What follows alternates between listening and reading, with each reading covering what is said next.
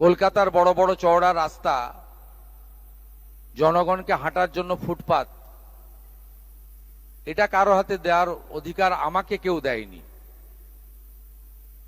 আমাকে public vote দিয়ে জিতিয়েছে, BJP এবং এমএলএরা আমাকে মুখ্যমন্ত্রী বানিয়েছে। আমি জনগণের প্রতি দায়বদ্ধ। আপনার জনগণের স্বার্থ যেখানে যুক্ত রয়েছে, সেই স্বার্থ সর্বাধিক অগ্রাধিকার পাবে।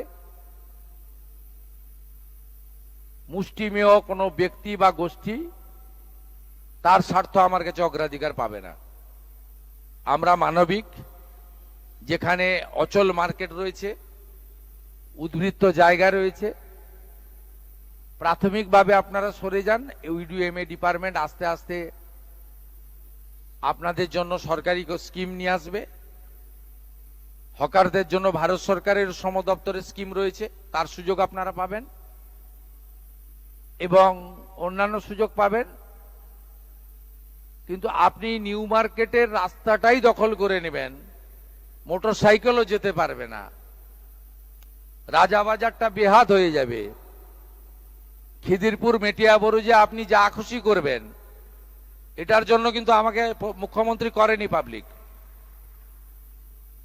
অতএব আপনার এই প্রশ্নের উত্তর আমি দিয়েছি। আর রিগার্ডিং দুর্গাপুজো, এটা নিয়ে আমি এখনো আলোচনা শুরু করিনি। আলোচনা আমি করব। তথ্য সংস্কৃতি দপ্তরের দায়িত্ব আমার হাতেই আছে, আমার সঙ্গে একজন রাষ্ট্রমন্ত্রী আছেন।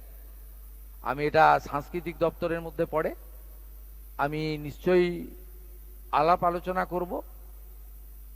আমি একটা কথা শুধু বলবো, ওই সামান্য সরকারি অর্থ যাদের প্রয়োজন নেই, আমার মনে হয় তাদের দেওয়ারও দরকার নেই। আর যারা এই অর্থের জন্য পুজো করতে পারেন না বা পারবেন না, তাদের পাশেই সরকার থাকবে।